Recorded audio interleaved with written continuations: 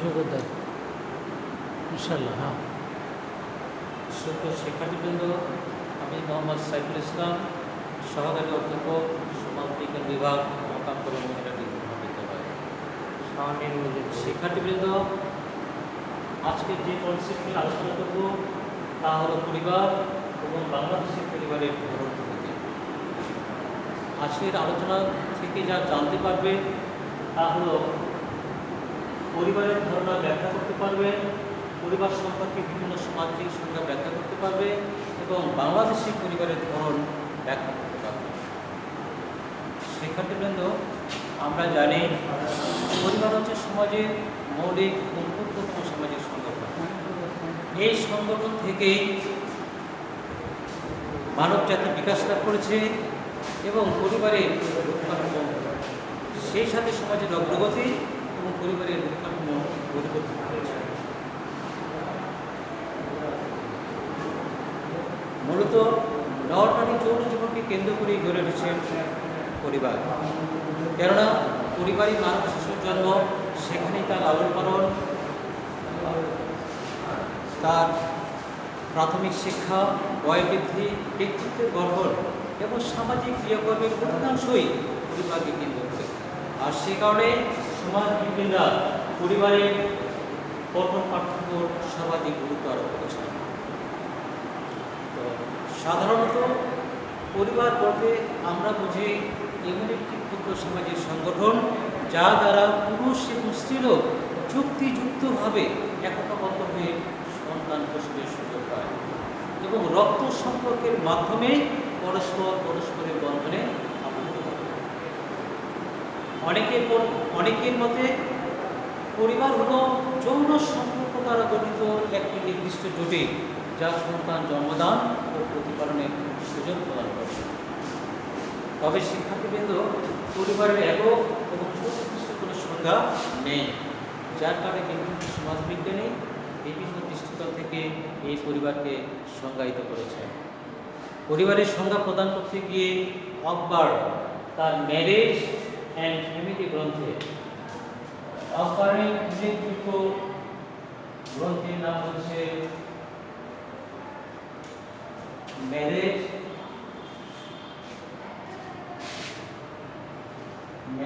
And family.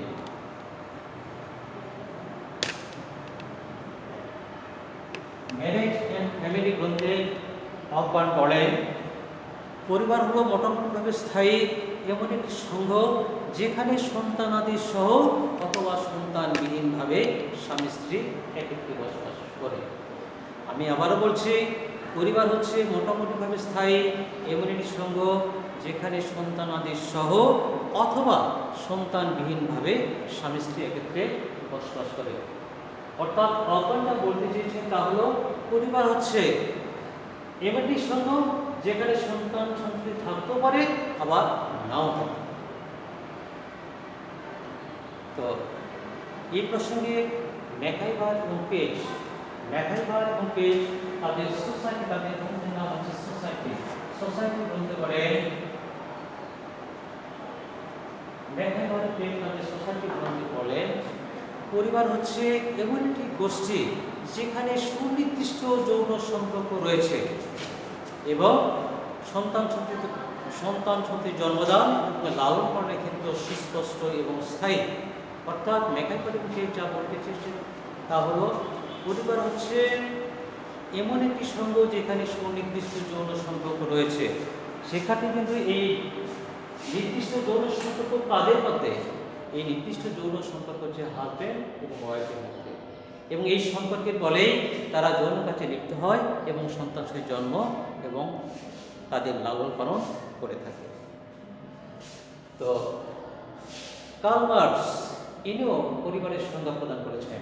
Karl Marx পরিবারের সংজ্ঞা প্রদান করতে গিয়ে বলেছেন, পরিবার হচ্ছে এমন একটি সামাজিক গোষ্ঠী যার সদস্যরা একত্রে বসবাস করে এবং একত্রে অর্থনৈতিক কাজকর্মে যোগ দেয়। তো বিশিষ্ট সমাজবিজ্ঞানী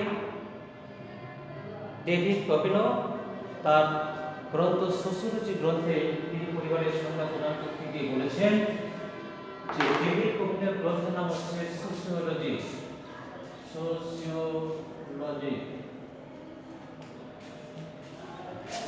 ডেভিড কোপেনও এই সোশিওলজি গ্রন্থে পরিবারের সংজ্ঞা প্রদান করতে বলেছেন, পরিবার হচ্ছে এমন একটি জ্ঞাতিভিত্তিক গোষ্ঠী যার সদস্যরা একত্রে বসবাস করে এবং অর্থনৈতিক এবং অন্য উদ্দেশ্য অর্জনের একক হিসেবে সহযোগিতামূলক দৃষ্টিভঙ্গিতে কাজ করে। তো শিক্ষার্থীবৃন্দ, আমরা বিভিন্ন সমাজবিধির সংজ্ঞা বিশ্লেষণ করলে আমরা দেখতে পাই সাধারণত তিনটি উদ্দেশ্য চরিতার্থ করার জন্য পরিবার গড়ে উঠেছে।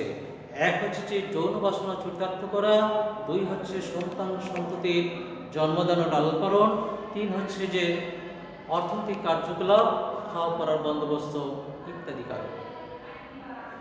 তো বিভিন্ন সমাজবিধির সংজ্ঞা বিশ্লেষণ করে আমরা বলতে পারি পরিবার হচ্ছে এমন একটি ঘনিষ্ঠতম আত্মগোষ্ঠী, এই গোষ্ঠীর মধ্যে যে পারস্পরিক ঘনিষ্ঠতা লক্ষ্য করা যায় তা অন্য কোনো গোষ্ঠীর মধ্যে কখনোই পরিদৃষ্ট হয় না। তবে বাংলাদেশের প্রেক্ষাপটে পরিবার বলতে আমরা বুঝি যে এমন একটি ক্ষুদ্র সামাজিক সংগঠন যেখানে স্বামী স্ত্রী, তাদের সন্তান সন্ততি, তাদের অবিবাহিত সন্তান সন্ততি সহ আবার কোনো কোনো ক্ষেত্রে সন্তান সন্ততি স্ত্রী পরিজন সহ একত্রে বসবাস করে থাকে। তো শিক্ষার্থীবৃন্দ, এখন আমরা বাংলাদেশের পরিবারের ধরন প্রকৃতি নিয়ে আলোচনা করার চেষ্টা করব। তো আমি প্রথমেই একটা কথা বলে নেই যে বাংলাদেশের পরিবারের নির্দিষ্ট এবং স্থায়ী কোনো রূপকাঠামো নেই। কেননা ধর্ম এবং এলাকা ভেদে, যেমন গ্রাম এবং নগর ভেদে এবং সমতলবাসী এবং পাহাড়বাসী, এমনকি অর্থনৈতিক শ্রেণী মর্যাদা ভেদে পরিবারের কাঠামোতে নানা ধরনের রূপ লক্ষ্য করা যায়। অর্থাৎ আমাদের দেশের পরিবারগুলো বিভিন্ন উপাদানের ভিত্তিতে বিভক্ত। তো আমরা পর্যায়ক্রমে এই পরিবারের শ্রেণী বা ধরন প্রকৃতি দেখার চেষ্টা করব। সেখানে কিন্তু প্রথমে আসলে আকার ভিত্তিক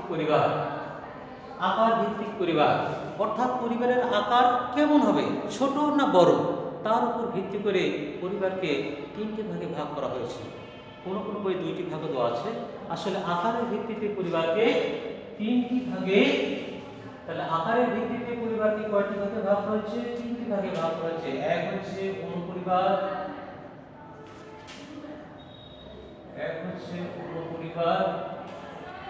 দুই হচ্ছে বর্ধিত পরিবার,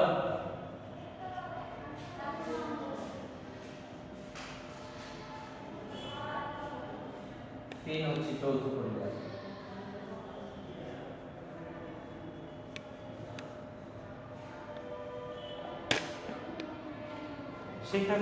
সেক্ষেত্রে আমরা খেয়াল করি যে আকারের ভিত্তিতে আমাদের দেশের পরিবারকে তিন ভাগে ভাগ রয়েছে। এক হচ্ছে অনুপরিবার বা একক পরিবার, যাকে ইংরেজিতে বলে নিউক্লিয়ার বা সিঙ্গেল ফ্যামিলি। দুই হচ্ছে বর্ধিত পরিবার বা এক্সটেন্ডেড ফ্যামিলি। তিন হচ্ছে জয়েন্ট ফ্যামিলি। আমরা প্রথমেই জানার চেষ্টা করব যে অনুপরিবার বা একক পরিবার কাকে বলা হয়। আসলে একজন পুরুষ এবং একজন নারীর বিয়ের ভিত্তিতে যে পরিবার গড়ে ওঠে তাকে আমরা বলছি হচ্ছে যে অনুপরিবার বা একক পরিবার।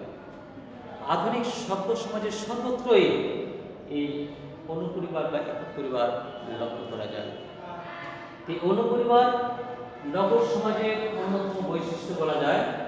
তবে গ্রামীণ সমাজে অনু বা একক পরিবার নেই তা একেবারেই বলা যাবে না।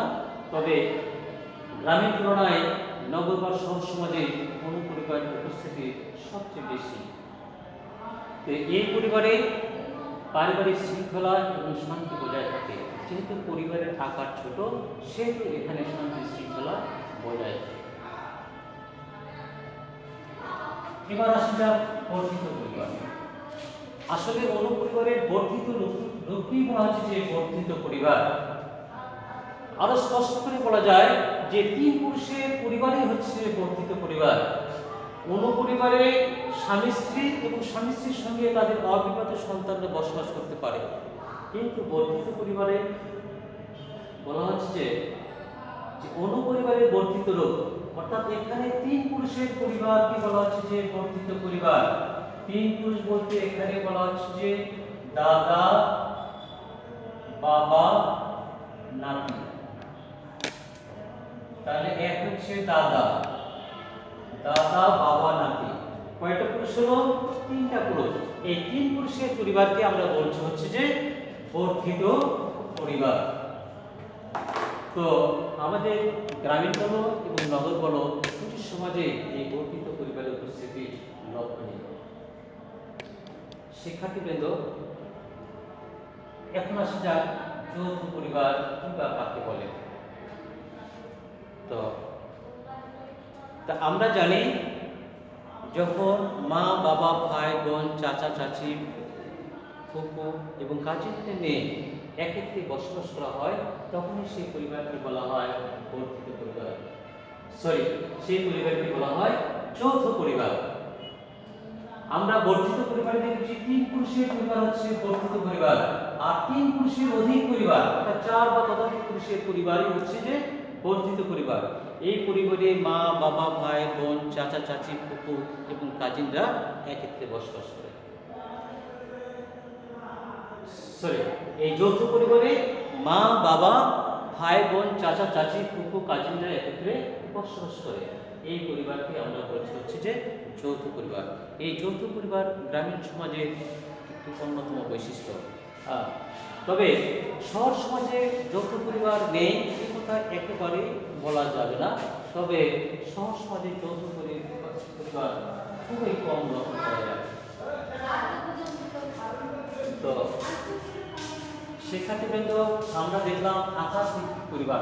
আকারের ভিত্তিতে পরিবার কয় প্রকার? 3 প্রকার। এক হচ্ছে অনুপরিবার, বর্ধিত পরিবার এবং যৌথ পরিবার। এখন আমরা দেখব স্ত্রীর সংখ্যা ভিত্তিক পরিবার।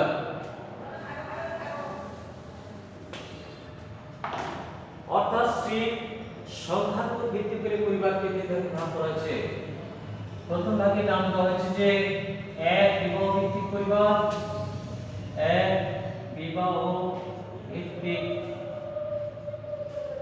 পরিবার,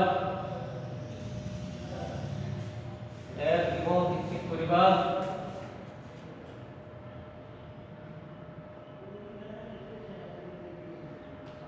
দুই হচ্ছে বহুস্ত্রী বিবাহ ভিত্তিক পরিবার। শিক্ষার্থীবৃন্দ, একজন পুরুষ এবং একজন মহিলাকে বিয়ে করে যে পরিবার গঠন করে, আমি আবার বলছি, একজন পুরুষ একজন মহিলাকে বিয়ে করে যে পরিবার গঠন করে সেটাকে বলা হয় এক বিবাহ ভিত্তিক পরিবার। তো এক বিবাহ ভিত্তিক পরিবার আধুনিক সকল সমাজের বৈশিষ্ট্য। সমাজের প্রায় সর্বত্রই এক বিবাহ ভিত্তিক পরিবার লক্ষ্য করা যায়। আর বহুস্ত্রী বিবাহ ভিত্তিক পরিবার, এই পরিবার এখানে লক্ষ্য করা যায় একজন পুরুষ একাধিক মহিলাকে বিবাহ করে পরিবার গঠন করে থাকে। অর্থাৎ এখানে একজন পুরুষ একাধিক স্ত্রী গ্রহণ করে থাকে। তো এই ধরনের পরিবার শহর সমাজের তুলনায় গ্রামীণ সমাজে বেশি লক্ষ্য করা যায়। তো গ্রামীণ সমাজে বহুস্ত্রী গ্রহণের অনেকগুলো কারণ রয়েছে। যেমন দেখা যায় ধনী কৃষক পরিবারে সংসার ফসল প্রক্রিয়াজাতকরণ, ঘর গোছানো, রান্নাবান্নার কাজে একাধিক মহিলার প্রয়োজন হয়, সে থেকেই একজন পুরুষ একাধিক বিয়ে করে থাকে। আবার দেখা যায় যে প্রথম স্ত্রীর মৃত্যুর পর সংসার গোছানোর জন্য, সংসার চালানোর জন্য, সংসারের শান্তি স্থিতিশীলতা ফিরিয়ে আনার জন্য দ্বিতীয় স্ত্রী গ্রহণ করে থাকে। তো আবার দেখা যায় হয়তো স্ত্রীর কোনো সন্তান নেই, স্ত্রী বন্ধা, সেই কারণে একজন পুরুষ দ্বিতীয় বিয়ে করে থাকে।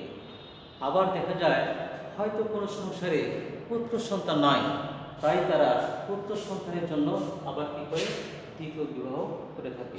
এইভাবে দেখা যায় যে একজন পুরুষ একাধিক বিয়ে করে থাকে বা একাধিক স্ত্রী গ্রহণ করে থাকে। এরপর আমরা দেখব ক্ষমতার ভিত্তিতে পরিবার। ক্ষমতা ভিত্তিক পরিবার। শিক্ষার্থীবৃন্দ, ক্ষমতার ভিত্তিতে আমাদের পরিবারকে দুটি ভাগে ভাগ করা হয়েছে। একটিকে বলা হচ্ছে যে ক্ষমতা ভিত্তিক, একটিকে বলা হচ্ছে পিতৃপ্রধান পরিবার, একটিকে বলা হচ্ছে পিতৃপ্রধান, একটিকে বলা হচ্ছে পিতৃপ্রধান পরিবার, আরেকটি হচ্ছে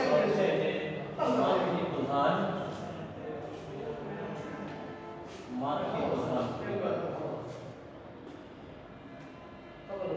এখন প্রশ্ন হচ্ছে যে পিতৃপ্রধান পরিবার কি বা কাকে বলে? শিক্ষার্থীবৃন্দ, পরিবারের সামগ্রিক ব্যবস্থাপনা এবং বিভিন্ন ক্ষেত্রে নেতৃত্ব দানের ক্ষমতা যখন পরিবারের পিতা বা বয়স্ক পুরুষের হাতে ন্যস্ত থাকে, সেই পরিবারকে আমরা বলছি হচ্ছে যে পিতৃপ্রধান পরিবার। অর্থাৎ এখানে পরিবারের প্রধান ব্যক্তি অর্থাৎ কর্তা বা পুরুষ পরিবারের সকল ক্ষেত্রে নেতৃত্ব দিয়ে থাকেন। পরিবার পরিচালনার ক্ষেত্রে যে সমস্ত সিদ্ধান্ত নিতে হয়, এই সমস্ত সিদ্ধান্ত পুরুষরাই সাধারণত গ্রহণ করে থাকেন। পরিবার পরিচালনা করতে গিয়ে যে সমস্ত বিষয়ে সাধারণত সিদ্ধান্ত গ্রহণ করতে হয় তা হল যেমন অর্থনৈতিক কাজ, যেমন আয় ব্যয় নীতি, তারপর বলা যে সন্তান সন্ততি কোন শিক্ষা প্রতিষ্ঠানে পড়াবো, এইসব বিষয়ে সিদ্ধান্ত, সন্তান সন্ততির বিয়ে শাদীর ক্ষেত্রে সিদ্ধান্ত, ঘর বাড়ি নির্মাণের ক্ষেত্রে সিদ্ধান্ত, বা জমি জমা ক্রয় বা বিক্রয়ের ক্ষেত্রে সিদ্ধান্ত, বা কোনো অনুষ্ঠান বা প্রতিষ্ঠানে যাওয়া এবং সেখানে গিয়ে কী ধরনের উপহার সামগ্রী প্রদান করবো সেই বিষয়ে সিদ্ধান্ত। অর্থাৎ পরিবার পরিচালনায় সকল ক্ষেত্রে যে সিদ্ধান্ত, গুরুত্বপূর্ণ সিদ্ধান্ত গ্রহণ তা সাধারণত পিতায় বা বয়স্ক পুরুষই করে থাকেন। এই ধরনের পরিবারকে আমরা বলছি হচ্ছে যে পিতৃপ্রধান পরিবার। অর্থাৎ পরিবারের সকল ক্ষমতা বা কর্তৃত্ব যখন পিতার হাতে ন্যস্ত থাকে, তখন সেই পরিবারকে আমরা বলছি হচ্ছে যে পিতৃপ্রধান পরিবার। আর মাতৃপ্রধান পরিবার হলো এই পিতৃপ্রধান পরিবারের সম্পূর্ণ বিপরীত রূপ। অর্থাৎ পরিবারের সামগ্রিক ব্যবস্থাপনা এবং নেতৃত্ব দানের ক্ষমতা যখন বয়স্ক মাতা বা নারীর হাতে ন্যস্ত থাকে। আমি আবার বলছি, পরিবারের সামগ্রিক ব্যবস্থাপনা এবং নেতৃত্ব দানের ক্ষমতা যখন মাতা বা বয়স্ক নারীর হাতে ন্যস্ত থাকে, তখন সেই পরিবারকে আমরা বলছি যে মাতৃপ্রধান পরিবার। আমাদের গারো সমাজে, গারো নামে যে এথনিক সম্প্রদায়ে বসবাস করে, তাদের সমাজে এই মাতৃপ্রধান পরিবার লক্ষণীয়। সেই সমাজে পুরুষের তেমন কর্তৃত্ব বা নেতৃত্ব নেই। তো এখানে পরিবারের সকল গুরুত্বপূর্ণ বিষয়ে মেয়েরাই সাধারণত সিদ্ধান্ত গ্রহণ করেন বা নেতৃত্ব দিয়ে থাকেন। শিক্ষার্থীবৃন্দ, এরপর আমরা দেখব বিবাহোত্তর বাসস্থান ভিত্তিক পরিবার। বিবাহোত্তর বাসস্থান ভিত্তিক পরিবার। বিবাহোত্তর বসবাসের স্থানের উপর ভিত্তি করে পরিবারকে তিনটি, আবার কোন কোন বই চারটি ভাগ করা আছে। পরিবারকে চারটি ভাগে ভাগ করা যায়। এক হচ্ছে পিতৃবাস পরিবার, পিতৃবাস পরিবার।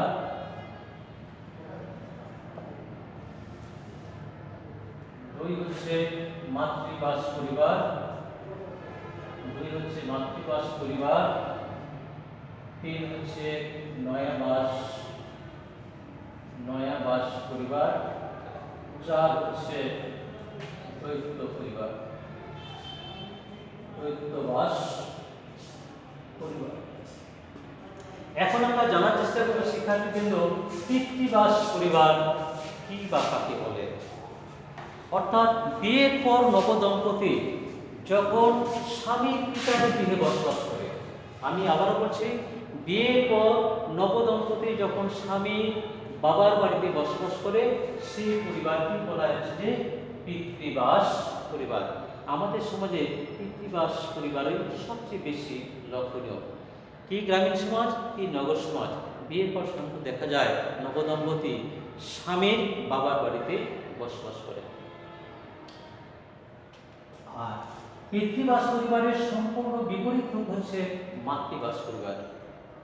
অর্থাৎ বিয়ের পর নবদম্পতি যখন স্ত্রীর বাবার বাড়িতে বসবাস করে তাকে বলা হচ্ছে যে মাতৃবাস পরিবার।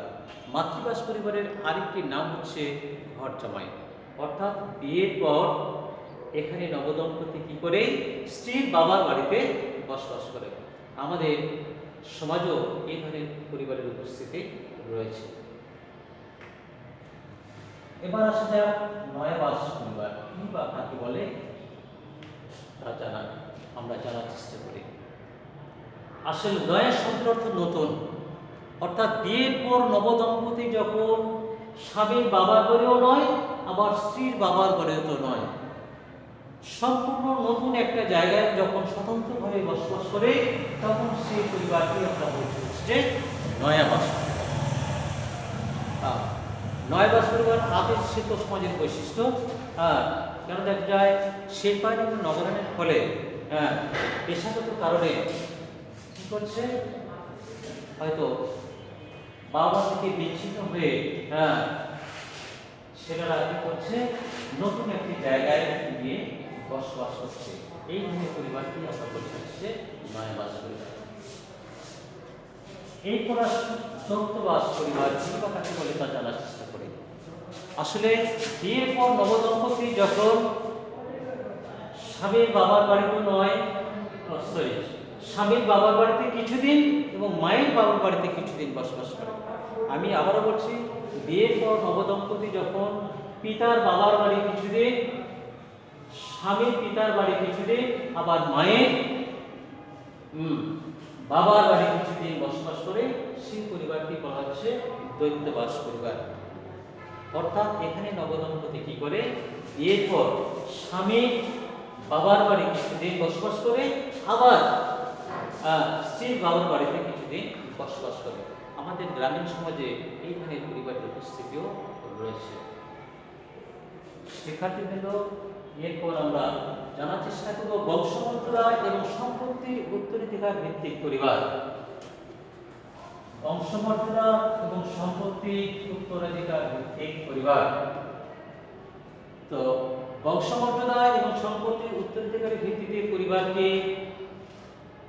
প্রধানত দুটি ভাগে ভাগ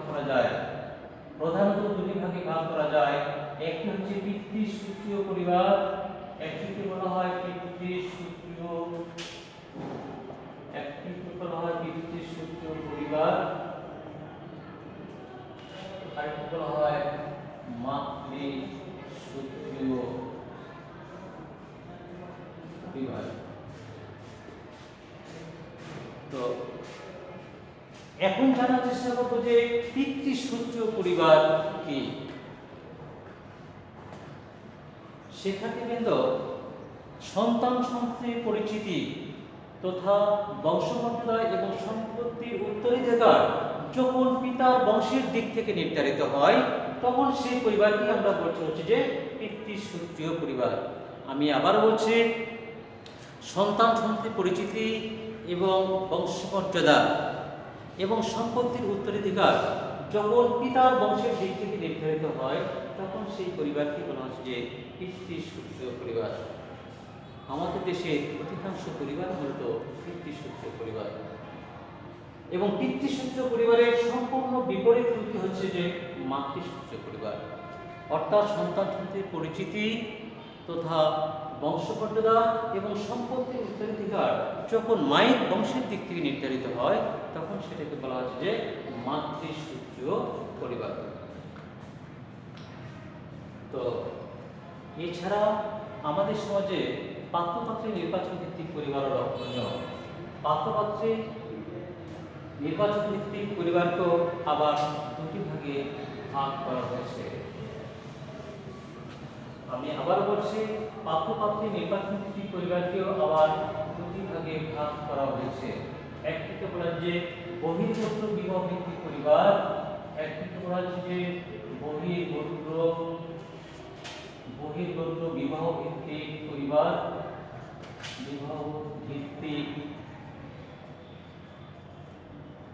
পরিবার, আরেকটিকে বলা হচ্ছে যে অন্তর্গোত্র বিবাহ ভিত্তিক পরিবার। শিক্ষার্থীবৃন্দ, এখন আমরা জানার চেষ্টা করব বহির্গোত্র বিবাহ ভিত্তিক পরিবার কি। এই প্রথা অনুযায়ী একজন ব্যক্তিকে কি করতে হয়, সামাজিক বিধি অনুযায়ী তার গোত্রের বাইরে পাত্র বা পাত্রী নির্বাচন করে বিয়ে করতে হয়। আমি আবারও বলছি, সামাজিক রীতি অনুযায়ী এখানে একজন ব্যক্তিকে গোত্রের বাইরে বিবাহ করে পরিবার গঠন করতে হয়। এই পরিবারটি হচ্ছে যে বহির্গোত্র বিবাহ ভিত্তিক পরিবার। তো আমাদের মুসলিম সমাজে 14 রকমের, আমি আবারও বলছি, আমাদের মুসলিম সমাজে 14 রকমের আত্মীয়র সাথে বিবাহ বন্ধন নিষিদ্ধ।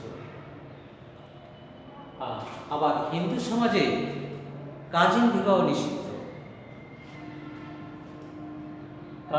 হিন্দু সমাজে কাজিন বিবাহ নিষিদ্ধ। এখানে কি করতে হয়, একজন ব্যক্তিকে তার নিজ গোত্রের বাইরে পাত্র বা পাত্রী নির্বাচন করে বিয়ে করতে হয়। এই বহির্গোত্রের বিপরীত যুক্তি হচ্ছে অন্তর্গোত্র বিবাহ ভিত্তিক পরিবার। অর্থাৎ সামাজিক রীতি অনুযায়ী বা বিধিবিধান অনুযায়ী এখানে একজন ব্যক্তিকে তার গোত্রের মধ্যেই বিবাহ করে পাত্র পাত্রী নির্বাচন করে পরিবার গঠন করতে হয়। এটিকে বলা হচ্ছে যে অন্তর্গোত্র বা স্বগোত্র বিবাহ ভিত্তিক পরিবার। শিক্ষার্থীবৃন্দ, তাহলে আমরা দেখলাম পাত্রপাত্রী নির্বাচন ভিত্তিক পরিবার। পাত্রপাত্রী নির্বাচন ভিত্তিক করে পরিবার ও দুই প্রকার, একটা হচ্ছে বহির্গোত্র বিবাহ ভিত্তিক পরিবার, আর একটা হচ্ছে অন্তর্গোত্র বিবাহ ভিত্তিক পরিবার। বহির্গোত্র বিবাহ ভিত্তিক পরিবারে দেখা যায় সামাজিক বিধি অনুযায়ী এখানে একজন ব্যক্তিকে তার গোত্রের বাইরে বিয়ে করতে হয়। আর অন্তর্গোত্র বিবাহ ভিত্তিক পরিবারকে বহির্গোত্র বিবাহ ভিত্তিক পরিবারের সম্পূর্ণ বিপরীত রূপ। অর্থাৎ এখানে একজন ব্যক্তিকে তার গোত্রের মধ্যেই পাত্র বা পাত্রী নির্বাচন করে বিয়ে করতে হয়। এবং হিন্দু সমাজে এই ধরনের বিবাহ প্রথাই সবচেয়ে বেশি। এখানে একজন ব্যক্তিকে তার গোত্রের মধ্যেই কি করতে হয়, বিয়ে করতে হয়। তো শিক্ষার্থীবৃন্দ, আজকের আলোচনা থেকে আমরা জানলাম আমাদের সমাজে পরিবারের যে কাঠামো রয়েছে বা ধরন প্রকৃতি রয়েছে তা বিভিন্ন উপাদানের উপর নির্ভরশীল। অর্থাৎ বিভিন্ন উপাদানের উপর ভিত্তি করে পরিবারকে শ্রেণীবিভাগ করা হয়েছে এবং সময়ের ব্যবধানে এই পরিবারের রূপ কাঠামোতে পরিবর্তন এসেছে। তো শিক্ষার্থীবৃন্দ, আগামী ক্লাসে আমরা বাংলাদেশের সমাজে পরিবারের গুরুত্ব নিয়ে আলোচনা করব এবং সময় থাকলে জ্ঞাতি সম্পর্ক এবং বাংলাদেশের জ্ঞাতি সম্পর্কের গুরুত্ব এইসব বিষয় নিয়ে আলোচনা করব। তো আবারও আগামী ক্লাসে দেখা হবে এই প্রত্যাশা রেখে সবাইকে ধন্যবাদ দিয়ে আজকের মতো শেষ করছি। ধন্যবাদ সবাই।